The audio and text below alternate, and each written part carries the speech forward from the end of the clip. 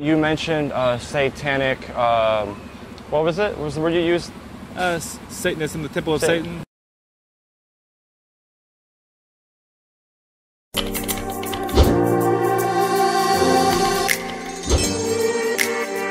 Hello, welcome to Atheist Vanguard. I'm Shane Isgrig. I'm Rachel Watson. I'm Derek Hawke. All right, let's go ahead and get our episode started with that clip. My name is Shane. I'm here with the Atheist Vanguard. What is your name? My name is Jeremy. All right, good to meet you, Jeremy. We're out here interviewing people about gods, things like that they believe in. Is there a god that you believe in, any particular one, or? No, I take care of my friends and my family. I'm more of I look within myself. Okay, that's interesting. Was there anything supernatural, maybe, that you believe in that you wanted to talk about? Any beliefs you hold? As a child, I had, two grandmothers, like most people. I had the grandmother on my mother's side and the grandmother on my father's side.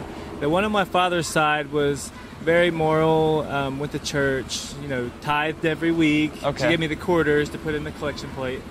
The other grandmother was more like, she drank Crown, Royal, and Royal Crown, and she got me into horror stories at a young age, Tales from the Crypt, and, Michael Myers and Jason, Friday the 13th, all the Freddy fun Krueger. stuff. Yeah.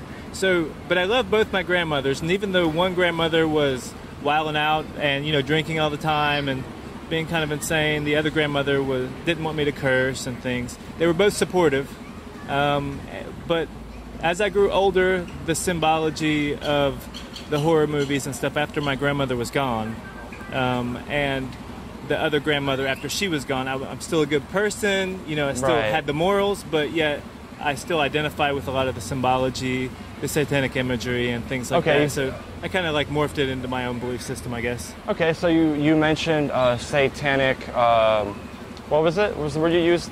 Satanism, the temple of Satan. Okay, so are you a member of the temple of Satan? The temple of Satan, yeah. Okay. I travel the country, so I've made friends with several different sects, I guess. Districts of the temple of Satan. That's awesome. Is there a denomination or sect of Satanism that you're a part of particularly? Well, I identify with, kind of the Levian just because I lived in San Francisco for a little while. Okay. And I know Zandora was, working right there at the DNA Lounge next to where I lived, and, I kind of had a little crush on her. So I guess I identify with that one the most. I read the Satanic Bible and all that. Okay. So. You read the Satanic Bible cover to cover. It's more than we can say for a lot of people who read the first Bible. I've read the regular Bible. You have more. cover to cover? Yeah. I read it often. I haven't read it cover to cover, but it's interesting that you would say that. There's a lot of son of Shamash, son of stuff that you have to kind of skip over, but yeah, I get the gist of it. I went to Bible school and learned a lot. So, cool. So what would be a belief that's specific to your sect of Satanism, and maybe something unique that doesn't apply to other sects? I basically, there are the 10 tenets. I'm not like a hardcore fundamentalist. I'm like anybody else. There are 10. I thought there were 7. Whatever. Okay. All right. There's 10. There's 7. Whatever. Okay. I basically take what I need, and that's the cool part. You don't get hassled about taking what you need. You just take what you need. You just take what you need. Do you mean by stealing or? No, I mean if I don't remember how many commandments, no one's going to get angry at me or say, there are 10 commandments. No, nobody's going to. It's 7 tenets, right? 7 tenets, right? So I basically agreed with all the tenets. It's take care of your family, don't harm animals, don't fuck with little children, right. Is there a reward that comes for following these principles? Yeah, basically it's a personal thing. It aligns with what I already feel like is right to do. So I just use my mind and my brain. And so it's not a matter of punishment or reward. It's more a matter of these are morals that you seem to agree with, right? Right. Okay. It's not really so much about punishment at all. I'll punish myself more than anyone else will ever punish me. So it's an interesting way to look at it. Okay. Is there anything that you think might change your mind about the belief that you hold in this particular sect of the Satanic Temple? There will never be anything that challenges my belief because I created my own beliefs from everything I've ever learned and seen and done. And even if someone was to walk right up to me and, Jesus come right up to me, God himself come to me, if there is something just out of the blue, that comes to me, I would be like, hey, yo, this is what's happened so far. This is your fault. Like, you know, this, whatever. Right. I mean, as far as I can tell, you would be a Satanist as well. So don't hold it against me. You're saying that the Abrahamic God Yahweh basically has traits that are like that of a Satanist, just like right? me. Yes, just like you. Absolutely, yes. I get angry too. All right. So ultimately, you're not too different from Yahweh, or at least how Yahweh sees himself. And I feel like, you know, I can sit and have a beer with God or Jesus or Satan at any point, and we can have a conversation about how things are. And we would probably be on the same page. So you would be open to the discussion with the Christian God if he wanted to have a beer with you? Let's do it. Okay. Yes. And do you think that, and I'm not saying if he came and argued with you, but do you think that there's anything that God could say to you that might change your mind and your opinions about it? That's a great question. Maybe my opinions about myself. About myself? Yeah. No. About yourself? No. But about today?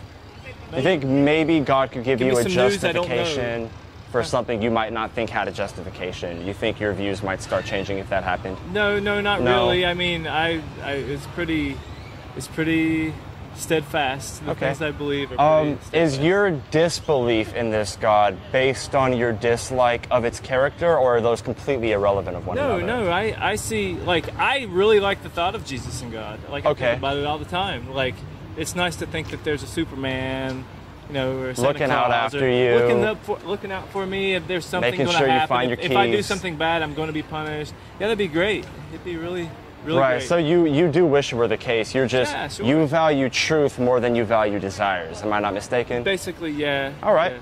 Well, that makes a lot of sense. All right, it was a great interview. Good talking to you, man. Good to talk to you. Okay, that was honestly a great conversation. I think Jeremy is an awesome guy, and I feel like it was an awesome opportunity to even be able to get his perspective. Yeah. Can I ask a question? What's up? Was he an atheist? Because I've always thought that Satanists were a branch of atheism. That's a very good question, and there's a simple answer and a complicated answer, and I'll kind of give you both. So Satanists generally don't believe in a literal Satan. Right. The thing is, so this guy was part of, he said he was part of the Temple of Satan, which is different from the Church of Satan, right? My understanding is that the members of the Church of Satan do believe in a literal Satan, and I don't know if that's like a red devil with horns and a tail and a pitchfork, but I thought it'd be like Lucifer, the adversary. Right, so there's that. The Temple of Satan isn't something like the answer would be yes to your question. They are atheists. And a lot of the time when I began interviewing this guy, I was almost like, do you want to stay and do activism with us, hold signs? Because I'm actually very impressed with a lot of the activism that the Satanic Temple has accomplished. I watched documentaries about Satanism. I don't know if I'm allowed to name them, so I won't. But if you've heard about the recent documentary about Satanism that came out this year or last year, recommend watching it. It's awesome. They go all about how, you know, whenever there's a lack of separation of church and state, you'll see very quickly that when a Satanist shows up, if somebody says that a council meeting should begin with a prayer, not if it's a satanic prayer and they're doing a lot of work. Yeah, he said something that really stood out that made me have the same opinion of him as you have, where he said that I create my own beliefs based upon what I've seen and experienced. Yeah. Which is really true. And very profound statement to say. Yeah. He does seem to have a little bit of, some belief maybe in the supernatural, because he talks about, you know, that he would sit with these deities if they were present. Well, he did, like, that was based off of if they existed, though, right? Yeah. He doesn't believe that God and Jesus exist. That's why he said, and I was actually pretty surprised to hear a Satanist say, I like the idea of Jesus and God. I was a little bit like, that caught me off guard. Yeah, you know? not so much. I do, however, appreciate the fact that he would be willing to sit down and have a beer with God and devil. And it's like, dude, wouldn't we all just sit down at this table? Not me. God on one I don't side, drink. Satan on the other. That'd make a great episode if you exist and you're listening. Open invitation anytime. Totally. I am totally opening to having Yahweh and Satan hash things out right here. Maybe I could be kind of like a therapist and go, all right, guys, look, God, did you have to do this to Satan? Satan, do you have to do all these? I could totally, I have to say, I feel like I'd be biased towards Satan. He seems like a better guy. You know what I would ask? What's that? I would ask, were you or were you not the snake in the garden? Yeah, that's what I'm wondering. There's some argument there. That's some big argument. Yeah. But one thing I wanted to get into is that there is some difference between, we lightly mentioned already, there's a Satanic temple and there's a Church of Satan. Mm-hmm. I'm going to mention the 7 tenets of the Satanic temple, and those go as follows. So, one should strive to act with compassion and empathy toward all creatures in accordance with reason. The second is, the struggle for justice is an ongoing and necessary pursuit that should prevail over laws and institutions. Third, one's body is inviolable, subject to one's own will alone. 4, the freedoms of others should be respected, including the freedom to offend. To willfully and unjustly encroach upon the freedoms of others is to forgo one's own. 5, beliefs should conform to one's best scientific understanding of the world. One should take care never to distort scientific facts to fit one's beliefs. 6, people are fallible. If one makes a mistake, one should do one's best to rectify it and resolve any harm that might have been caused. 7, every tenet is a guiding principle designed to inspire nobility in action and thought. The spirit of compassion, wisdom, and justice should always prevail over the written or spoken word. And I will say this, I agree with those tenets. I don't think that makes me a Satanist, but I agree with those tenets. The interesting thing is, if you ask a Christian, do you agree with these tenets? Don't tell them what they are. Usually they will agree with all 7, and then you could tell them, congratulations, you agree with the tenets of the Satanic temple. Now, you did a little more research on the Church of Satan. The Church of Satan, yeah. And they don't have 7. How many do they have? Well, it depends. I tried to find what he was talking about with the don't harm children, don't hurt animals, stuff like that. And it's interesting because now, with you reading the 7 tenets, and I've read them before, I almost joined the Temple of Satan, but it just wasn't really for me. And it came down, I was filling out the form and everything, and it said, you have to fill out a form? You have to fill out a form, or they at least are a religion, online. remember Yeah, they're that, a religion, but you had to declare your one true God as Satan or something, and I was like, It was more likely the church then, because No, it was Temple of Satan. Temple, really? I think it's to do that. It was when they were doing the Baphomet statue, and it was to help kind of keep Christians out of the group to kind of spy on them, because they don't. I would have never done that to deny Christian. Christ or to that's it's kind of a superstition type thing. Yeah, but what I found was the 11 rules, because I was trying to see how many 7 versus 9 versus 10 and all this stuff. And because he was a little unsure because he said 10, and then I heard about the temple. I didn't hear about the church until after this interview, but I was, I kind of made that correction. He was like, I think it's 7, maybe it's 10, whatever. Right. And what were you about to go on to? Yeah, so this one is called the 11 Satanic Rules of the Earth. Okay. And it's interesting because you're talking about not doing harm to others, and I'm not going to read all of them, but there was a couple that was, when you go to another person's lair, show them respect or else don't go there. But if they come to your lair and annoy you, treat them cruelly and without mercy in the Church of Satan. I will say that doesn't sound like any Satanist that I know, and that leads me to believe that all the Satanists that I know are members of the temple and not the church. Right. And with this guy, he seemed to kind of have the foot in both almost, conflating the two. I'm glad that you mentioned that because it seemed like he was conflating the two. And, right. That's why he kind of got into, I create my own belief, and he was saying, I'm not a fundamentalist. I understand that entirely. He said, it aligns with what I already feel is right. Yeah. So we're seeing, and I don't mean to interrupt you, but we seem to see characteristics of what we see in religion when people start treating their religion like a cafeteria, picking here and picking there. That's where you get these denominational factors. So it's common with the religion, whether it be a religion that has attributes that we would tend to agree with more, as opposed to the Protestants, which are the Catholic. I like to relate religions to Taco Bell. Please elaborate. Taco Bell. You Everything's lost the me. same. I don't know what that means. Trust me, there. I will change your life.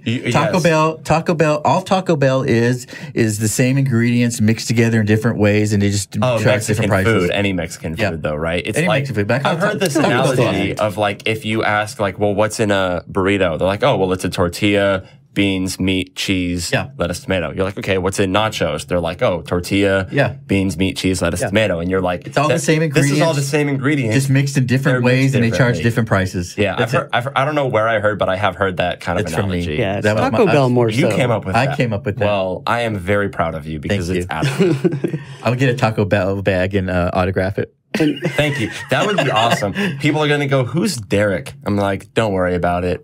Right. You'll know. He's the guy that figured some stuff out. Figured some Yeah. major Yo quiero stuff Taco Bell. out. Okay, that's awesome. Right. But that's the how I kind of treat or think of religion. Well, it's just the same things mixed in different things and packaged differently. You're right. Well, the difference, and it is the same how like every religion does this, where they're like cafeteria Christians, cafeteria Catholics, right? He actually admits it though, which is different. Right. He says, and I write down what some quotes of people say. What he said was, I basically take what I need, and that's the cool part. You don't get hassled about taking what you need, just take what you need. So at first, I wanted to confirm, and I'm glad I asked this. I was like, do you mean stealing? Because I'm sure some people watching would go, oh, Satanists are thieves. Yeah. But he was like, no, I mean, if I don't remember how many commandments, no one's going to get angry at me, which you could see why he would appreciate that. Right. Because, but he's basically kind of stating that morality is a given. He was saying like, my morals are based on my mind, my understanding of science and all of that. And I totally encourage people to establish morals on their own. Right. Think freely. I mean, there are plenty of people who can explain secular humanism very adequately. Doesn't mean there isn't any principle that they hold to or, something they go by or say that I don't agree with. It's just, because, I mean, you could argue something being immoral or moral and somebody could change your mind about it. And like I said, if you have morality rooted in philosophical reasoning, I think it's morally superior to something that you're like, all right, I read this, I agree with it, And that's why I can appreciate him saying, like, I don't believe these tenets because they're the tenets of the temple. I believe in the temple because it already aligns with what I believe in. Right. So I appreciate that. Here's the interesting thing that I always kind of, and I'm not sure if it's meant as an insult or just ignorance, but you ask a lot of people you tell them that you're an atheist and they immediately think that you're a devil worshiper. Yeah. Right. Where does that come from? Either.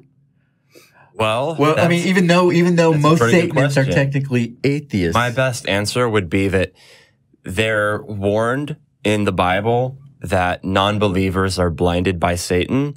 So a lot of the time, if they feel like you're trying to deconvert people, they think you're doing Satan's work, which equates to working for Satan, which goes down the rabbit hole and kind of winds you up. Like, you must be a Satanist. I mean, I can tell you, I have people that I know personally that tell me, they're like, well, I think you're blinded by Satan. And my only thought is, okay, well, you don't choose to be blind, so you're basically telling me that your God chose not to save me. But so if they're the God of the light, you can always quote them and say, well, I think you're blinded by the light. Yeah.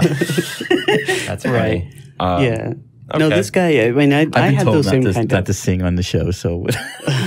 No, I give you permission. I'll let that one slide, man. Thank you. I'll let it go. But I give you full permission. Go ahead. Thank you. I am not in charge of this show, but go ahead. No, this kind of, it started off with this guy he had the cool grandma, drinking Crown and everything. Cheapskate grandma that told him to put quarters in the plate.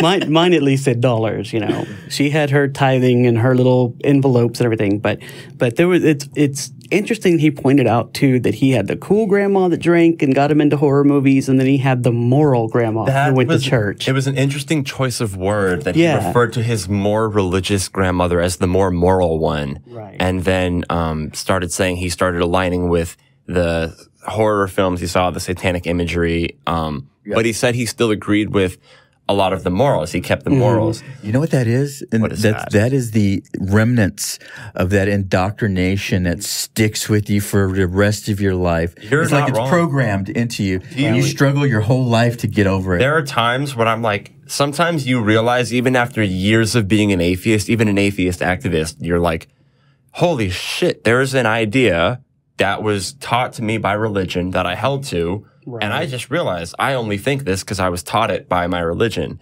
that I don't believe in anymore. Well, it's so ingrained in our culture. There is, and especially, dude, I know people who've been atheists longer than I've been alive and have asked me about hell, and like, they don't intellectually believe in it, but like you were just saying, it sticks with you. Like the concept, that's why I'm kind of jealous of anyone raised Jehovah's Witness. It's like you didn't have hell ingrained into your brain from a young age. Like I was brought up one side Catholic, one non-denominational, but my best friend's family was Catholic, so I aligned more with Catholicism for most of my life. Believe me, that idea of hell, that took a while to shake. I don't have it anymore. I'm pretty confident that it's not there at all, but it'll stick with you for a while. Yeah. So, and it'll come out in the worst times of your life, when you're dealing with tragedy, when you're dealing with loss, when the first time you really deal with death, whether it be maybe a pet or even a close one. You know, like with me, with recent time span, it was with both. And, I mean, it literally, you have this fear, not necessarily fear of hell, but, in the atheist community, there's always kind of this argument, like when your life ends, it's just over. You know, why fear that? I'll admit, I fear death. I fear the idea of not existing anymore. And it's part of that indoctrination that is ingrained in me that, you know, like I just can't comprehend the idea of it not existing anymore. That for the first time a few months ago, one day I was sitting, and it was actually a day that that the Atheist Experience was on. It was before I came down here. But there was a moment where I was sitting down and I started contemplating my own non-existence. Yeah. And for the longest time, my mentality, and now it is again, of just like, there have been billions of years of my non-existence. It didn't bother me then. Shouldn't bother me when it happens again. It did ultimately. Like there was a moment I was sitting there and I was just like, wait a minute. Yeah, I stopped existing. And if you were never raised to believe that you lived forever, you would have learned about the concept of death, you know, to the best of your knowledge at a young age. But when you're raised with the idea that it just, not only that you live forever, but that it gets better when you die, finding out, you know, that you don't have any good reason to believe anything happens, it's scary. Yeah. But I think the more you keep looking into it, it can become less fearsome. Yeah. But I totally understand what you mean. The first time that I experienced it was when my cat died. I was just so attached to this cat. It was a Siamese cat. Right. I had him for 10 years. He died suddenly. And it really bothered me because I had this little creature that brought so much joy to me. He was such a joyful animal that we had this connection, and the idea that he was gone and he deserved more. He deserved to exist in this paradise or to receive this, you know, this elevation of whatever you want to call it, and that he wasn't getting it, and he just didn't exist. It took me a long time to, it was the impact of it hit me harder than I expected. And when, of course, when my grandmother passed away past year, it was the same thing. You know, just this, I was mourning. First of all, I was mourning her loss, but second, I was also mourning my lack of belief that I didn't believe that she was in heaven. Yeah. Not because she didn't deserve it, because there's no heaven. And if there was any person that's ever walked this earth who deserved to be in heaven, was her. And I was literally attacked by my family for not having this belief. They found it insulting. It's always unfortunate when you don't believe what your family believes. Yeah. And your family is a little bit upset by that. It is religious persecution. And it honestly, it really is. It can hurt. Sometimes I think when something bad happens to my family and everybody is like, you know, pray for us, I'm praying, and everybody's talking about how much they're praying, there's this kind of silence, or like if I'm there, or it's just this kind of obvious elephant in the room that I'm not involved in that conversation where you're all praying. And I always wonder, well, are they blaming me? Do they think that maybe this could have gotten better if there was one more prayer? It's kind of like this idea that God has a Facebook page and says, you know, 100 likes, I will save this child. Yeah. And he got 99 and I didn't believe, so I didn't hit like. Yeah. You know, it's kind of like that idea. Yeah. I struggled with that earlier this year. Yeah. My mom passed away, and it didn't hit me so hard, thankfully, partly because her health was declining and I had a chance to really process it a little bit in therapy and things like that, talking about it. But I was, all during this time and tribulation, I have a very religious family, grew up very religious and everything, but I felt thankful for not being religious. Yeah. Because I can see that, you know, how I view the world right now. And of course, we have no idea what happens when you're dead. Nothing's come back from that or anything. Right. Or the people that have claimed have been full of malarkey. Well, let me ask you this, because I know that you've recently you joined the Atheist Austin Community College, Atheist Community College. I want to go to that community college. I'm a professor. Now, you voted the atheist community. Do you feel that joining the community helped you with that mourning process? Yeah, I think so. I've recently come back to the ACA. I had been around, and I've been an atheist for the better part of a decade, and watching, you know, the ACA and their shows have helped me kind of transition out of that. But you know, there have been several times on the calls where they have delved into loved one deaths and all that. And it was thankful that I had that perspective, that I can just think, like, you know, there's not this extra, you know, it was my mother lived as long as she did. Her life's no longer, you know, her life ended. She's no longer around. I was very sad that I wasn't going to be able to communicate with her anymore, talk to her, hug her, love her, things like that. It was hard to deal with loss, but it is in any regard. But I was thankful. To tell a really quick story. So similar to me, the ACA was instrumental in me getting over this mourning process. You mean essential? Essential, yeah. Detrimental would be bad. I'm just corrected. Yeah. I make up my own words. You're a wordsmith. Yeah. So when my grandmother passed away, I found out that I was excluded from the mourning process. I had to mourn on my own. I had to grieve on my own, where this group of people were comforting each other, mourning together. They were taking comfort in the thought that they would all be together someday, and I wasn't. And there was a lot of backhanded things that were going on with that. I mentioned religious persecution. You know, somebody had, I actually know who, but somebody had sent a text message in my grandmother's name when she was diagnosed with pancreatic cancer, telling me to stay away from her because she was going to need to be closer to God, and it wasn't her. So sorry. That's horrible. That's very difficult. And it was rock bottom, pretty much. You know, I was actually an atheist having a crisis of faith because I wanted that comfort that everybody was having and showing with each other, that support, and I didn't have that. And I just so happened to reach out to a couple of people within the atheist community. One was Eric Murphy and the other one was Aaron Ra. Aaron Ra actually sent me a beautiful, beautiful, beautiful note of support. I had never met the man. He was a celebrity to me, that he was just this image of this, long-haired, for lack of a better word, God that was just this hero that I saw. Right. And he actually messaged me back and had said what I needed to hear.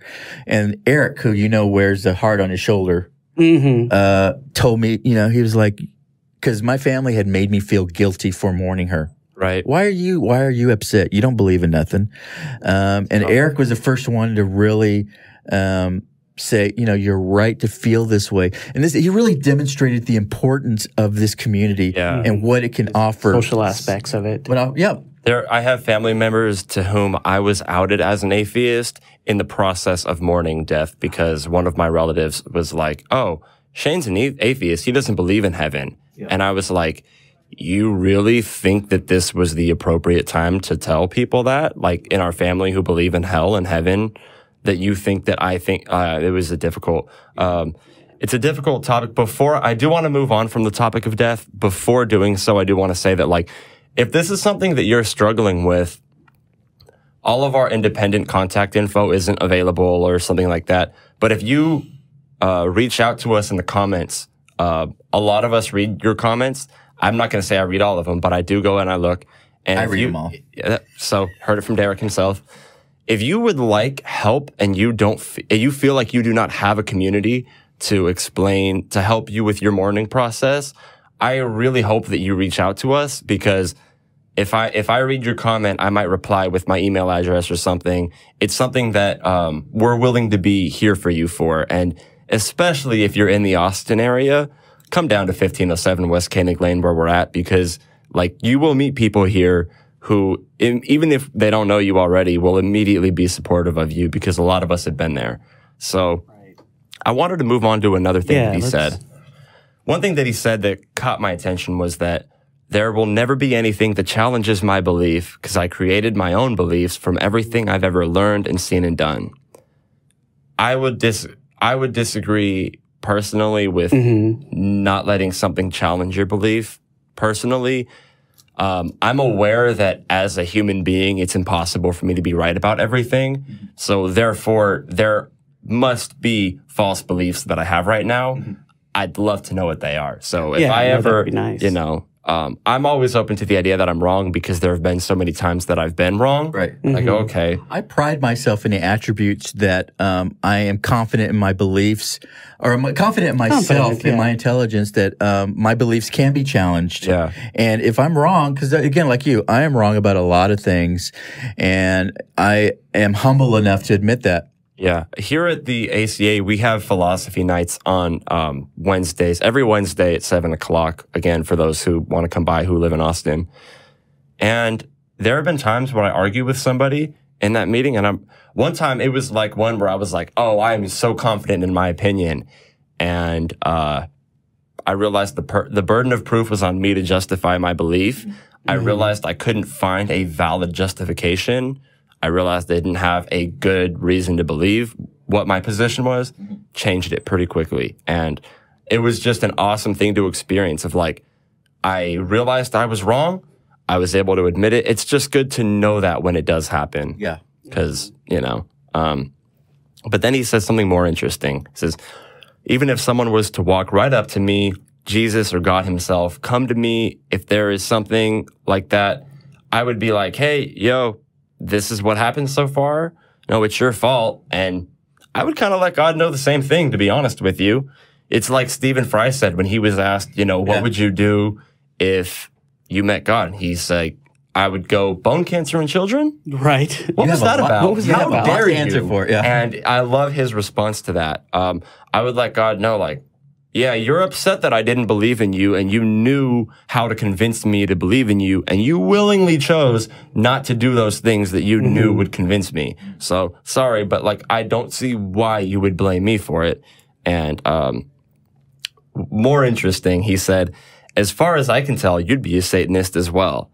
Yeah, that was interesting. I don't know about God being a Satanist. I think what he kind of meant was that agreeing with the tenets, maybe. Or, maybe God is kind of like, you know, I'm going to look out after myself. I'm going to look out after those who are looking out after me, you know, for that reason. I don't think if there was a God, they would be a humanist, though. It doesn't, from the Bible, it doesn't appear. Like it. But another thing to keep in mind is, like, I asked him if there was anything that could change his opinion of the Christian God. And he said something like, you know, he'd be willing to sit down and have a beer with God and Satan. We mentioned that a minute ago. But I think for me personally, if I found out that there was not this particular God, but if I found out there was a God, the one thing that could really change my opinion is if it went, I'm not omnipotent.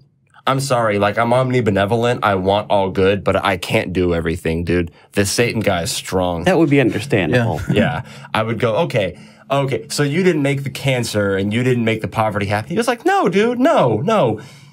And if there were a God like that, it would probably be like, why are people worshiping this idea of me that let that happen? I mean, I imagine if that God existed, it would be very I think as these religions developed, that they would go from this unrealistic, all-powerful, all-knowing thing to a more realistic, down-to-earth God, like the Olympian gods, you know, because they were just basically human peoples. I would be more apt to agree to a God who was like, you know, I was able to do this, I did it once, and it just like went off on its own, and I did my own thing. Yeah, I still wouldn't worship that thing. Right, that's it would make more sense. Oh, it makes more sense. It's more fits with the reality that I have, as opposed to this thing that knows bullshit things like how much hair you have on your head. I mean, I had a conversation with a Baptist pastor who asked me, like, he was like, well, what would you think about an imperfect God? I told him, your question doesn't have enough information in it for me to answer. Yeah. Because like I said, if it's omnibenevolent but not omnipotent, then I might still love it, like it very much. But if it not being perfect means, you know, it is omnipotent, but it isn't omnibenevolent, which, by the way, would make a lot more sense. I would have to say, like, okay, no, you're not very good. You could do anything, and you don't do much. I'll ask you a question. The documentary that you mentioned earlier, did it go into any of the history of Satan, how he has evolved over time? I think it went into Satanic Panic, and that was it. No, yeah, which I know that we need to get into the Satanic Panic for sure. Just real quick, I've seen documentaries on the history of Satan and how he's been used to propagate religious agendas. How he's changed over time from just being a adversary, the Satan, to this all-powerful. It's actually, if you think about the way Christians talk about Satan nowadays and demonic forces, he is way more powerful than God, and more seemingly so. Yeah. And then I like this joke that's, you know, an older one, but it's like, you know, if there's a God and there's a devil, one of them wrote a book to make the other one look bad. The other one's being the bigger person and going, you know, okay, that's what you said about me. I mean, I haven't read the Satanic Bible. I don't know Satan's side of the story, but I know that usually if two people have a disagreement and one's bashing the other one and the other one just doesn't talk about it, I usually respect the person that doesn't talk about it so much afterward, depending on the context of the conversation. But as far as the history goes, what I found, and I am a fallible human being, so if I am inaccurate, I would love to be corrected in the comments below. Please correct anything that I say that is wrong, because as much, you know, as reliable as I can be, I'm not perfect. I'm not Jesus. Anyway, or so Satan. Possibly the most famous use of early accusations of Satanism were leveled against the Knights Templar, a very wealthy religious army that invaded the Middle East during the Crusades around the turn of the last millennium. The Templars were accused of worshiping Baphomet, which we've all heard of, a form of Satan. But what I learned actually just today, less than an hour ago, was that modern historians believe that it's possible that Baphomet is a mangled translation of Muhammad. And that I don't even know where to go with. But the more famous early accusations of Satanism obviously would be the Salem witch trials. So we have that for sure. You know, if the Knights Templar were, was that French? I'm going to be honest with you. I do not know. I think it was Turkish. I didn't know and didn't care. Yeah, to look somebody into it or can anything. Did you go watch ahead Da and Vinci Code? No, I did not watch Da Vinci Code. I didn't care about Did you play Assassin's Creed? Oh yeah, I played Assassin's Creed. And then, one thing he didn't bring up so much of was the Satanic Panic, which I'm a little surprised we're not really seeing again right now. I mean, it looks like there's a rise of Satanism going on. So is there a Satanic Panic going on now, or something similar to the Satanic Panic? Or what would you say about that, Derek? It's nowhere near as bad as it was in the 80s, because it was basically a smear campaign against the satanic, the groups that were basically, because Satan is basically a freedom of, it's a morals free from religion. It's almost like they're basically the trolls of Christianity. It was very dramatic. Just like, you know, like most of the heavy metal bands were not Satanists. It was all about imagery. It was about selling imagery. product. Today, it's really interesting. Today, you'll find a lot of it on YouTube, where these people go in and looking for either movies or toys or video games, just hunting for satanic symbolism. A couple of years ago, when we had the 4 red moons that were supposed to be this big city of things, the blood moons or whatever, they were making things about all the symbolism, like the symbol. Apparently, Saturn is a satanic symbolism. Gateways. The Christians hate CERN because interesting. Yeah, because that's going to be a gateway to hell.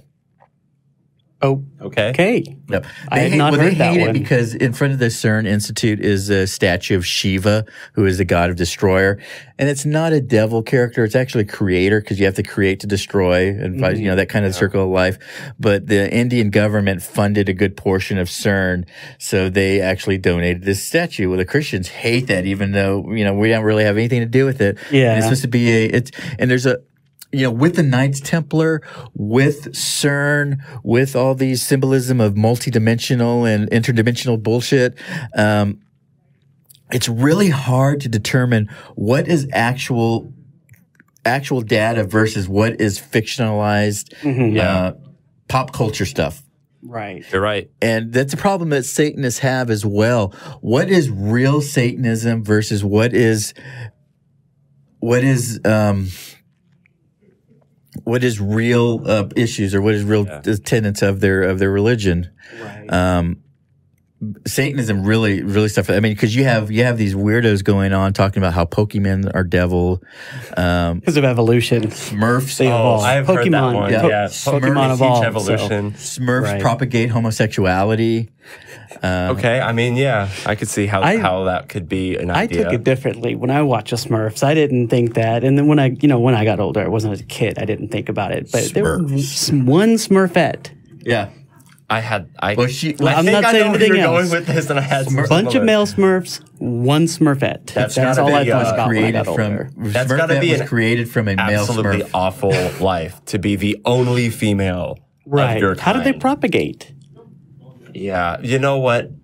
Let's not go there. Let's not go there. Let's make our assumptions. I Yeah. don't want to have to teach our viewers about the birds and the bees and the Smurfs. No, in the Smurfs and the birds bees. and yeah. There we go. But yeah, birds this and the guy, Smurfs. what you were saying You know what? with this Shut trying the to Smurf up. shut the Smurf up. Smurf, damn it, we're going to be doing that the rest of the Smurf, Smurfing show. yeah. Smurf you. But you were talking about trying to figure out Mother what's real Smurfer. and what's not. And this guy seemed to have his one foot in the Levian, the Church of Satan, and then the Temple of Satan. Yeah. And he kind of mishmashed it. And he talked about going back to Satanic Panic, the DNA Lounge. I immediately had my Christian alarm bells going off, as I can imagine, like, people in my church growing up learning about that. I can just imagine them thinking that there's a bunch of satanic people in this lounge drinking like blood martinis and hissing like vampires everywhere and wearing black leather, because that's the whole Satanic Panic thing. Yeah. So I grew up in a Satanic Panic, and it was a very interesting time.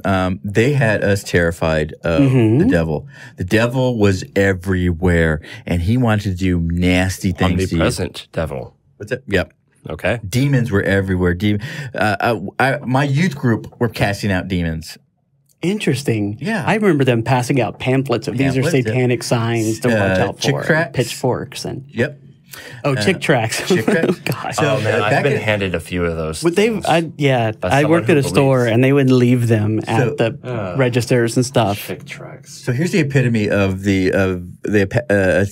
Satanic Panic. Back in the 80s, there was a very popular Christian comedian. His name is Mike Warnke. He's actually out of business right now. He's I looked at Mike Warnke. Mike Warnke. He wrote a book. I think it was. What was it called? He wrote a book about his life as a satanic high priest before he turned to Christianity. It turned out to be all bullshit. I've heard about this. Yep. Yeah, it's all bullshit. Oh man. So here's the worst. This is evil as his epitome. In his concerts, in his concerts, it was like arena. I remember in the Irwin Center here, they used to have them. And they would actually pass around a collection plate like church. And he would talk about his organization, that was specifically, investigated satanic rituals and crimes committed against children, and which was non-existent. Yeah, it's just like the rumor that they sacrifice animals. It's like, no, it's worse. Or the children Christians at that the do altar that. and stuff. It's worse. Yeah. It's worse. He talked about his investigators that would go out, investigators that didn't exist, mind you. And he would talk about cases. And this is at the end of his concert when he was trying to raise money. He talked about finding children crucified in the woods, sacrificed, crucified upside down, in part of satanic rituals. Sounds like the work of maybe more likely a Christian than a Satanist. That's immediately what I thought. It didn't happen. Same with the sacrifice. Yeah, I wouldn't have imagined it. So I tell you, the biggest casualty for me personally during satanic panic was my He-Man toys. Oh no. My dad, they're worth money today. I know. My dad made me throw away all my He-Man toys. He made me put it in my Odom Elementary School duffel bag, and I had He-Man, Skeletor, Battle Cat, Tila, Evil. I had them all. I mean, damn it, dude. Man. Castle Grayskull, Snake Mountain, Panther, Man-at-Arms, Manny Faces, And you still Ram-Man. remember all of them. I had Battle Armor He-Man. I had Battle Armor Skeletor. I had Stridor. I had Zoar. All kinds of Did you get the Smurfed power up. up? That's the last time I'm saying that. I promise I'm done with that. The Smurfs, stuff. yeah. I had Jitsu. I had my God. Beastman. Okay, well, I had you know what? Let's turn off hate his to mic. interrupt you, Derek. That's a lie. I love interrupting Derek. I had Right. Cat. I'm gonna have to. It sounds like you have more action figures that you remember that we could go over. I on had all the show. Transformers. So I just hope. point made. One last point. I just hope that the garbage man saw this and thought it was like a bag of drugs and opened it up and saved them. And now they're sitting somewhere pristine on a shelf. He even hopes that they're still okay. Even you poor guy. So point made. Derek had some He's an toys thrown optimist. away because it was your dad thought they were satanic. They were He-Man toys. Yes. Oh my gosh. Yep. Well, there you go. Yeah. That is. I've known Christians who didn't celebrate Halloween because they thought there was something satanic about it, and then like a few years later, I'm like, did you change your mind? And they're like, I like candy. I like candy. Yeah, it's satanic candy, but it's good candy. Then we learn it's not satanic at all. Yeah. If anything, it's pagan, which is had basically Merman. all the religious holidays. Derek, if you name one more action figure, okay. So we start seeing, how people think of Satanism and atheism have something to do with each other. It's just like when people think like, oh, you're an atheist, so you worship the devil. It's like the common rebuttal being like, yeah, I don't believe in Harry Potter. That doesn't mean that I worship any book. Me not believing in the book doesn't mean that I worship the bad guy. It means I don't believe the story. Right. And they're making you burn them and preventing others from reading them too. Yeah, that's a little bit crazy. Okay, so it seems like at this point we've covered the differences between some of the different satanic denominations, which I'll say one more time that a person having some beliefs that are one denomination and some that apply to another denomination is nothing new in the case of religion. So that doesn't mean the guy isn't a true Satanist. Let's not make any true Scotsman fallacies. No. Just means he's a little bit mixed up and a little more educated about his own religion than most of the Christians that I know personally. So that's been covered. We covered some of his own ideas, some of the more interesting things he said toward the end.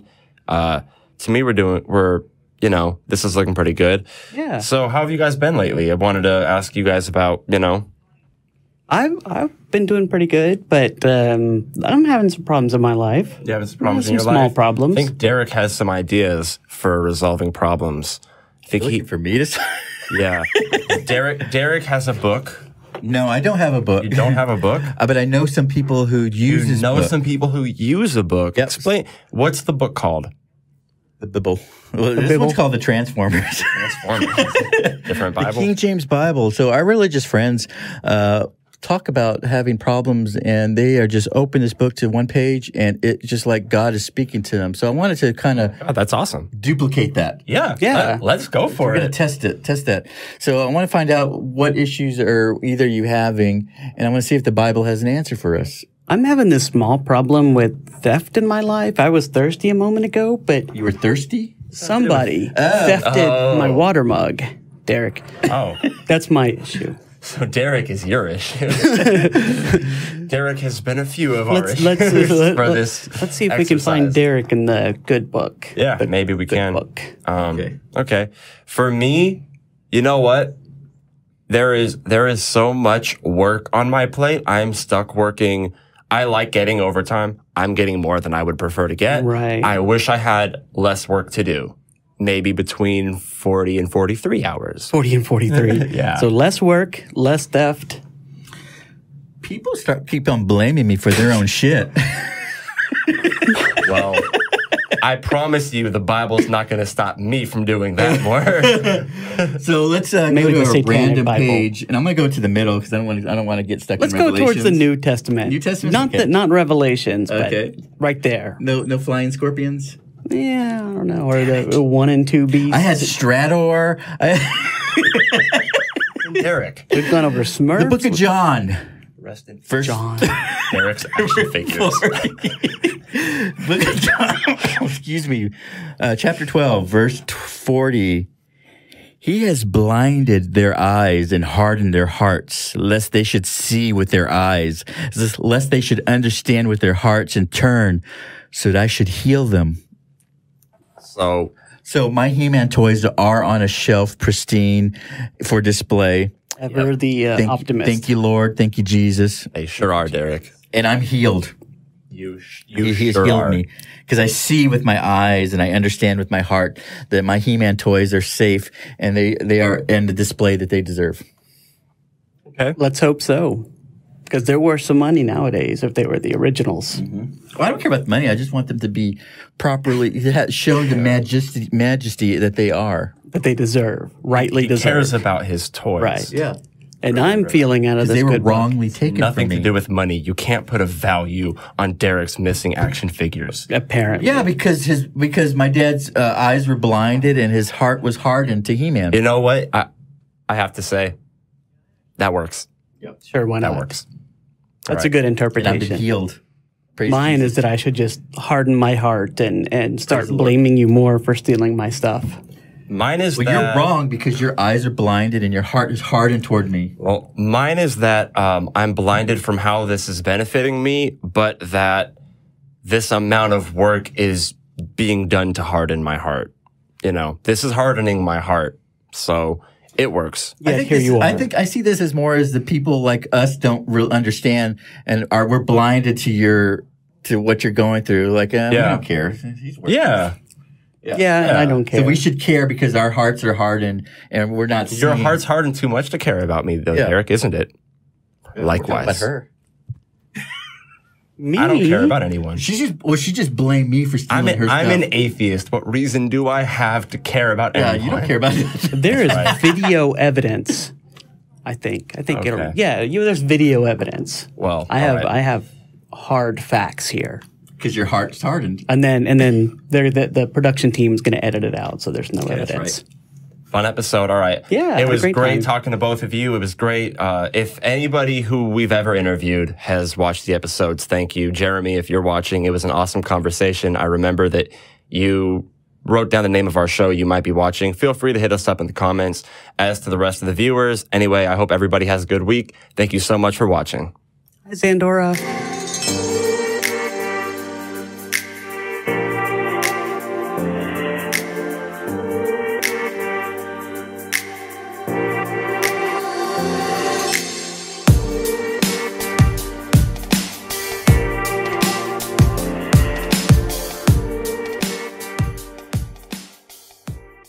I'm anxious to talk to Satan.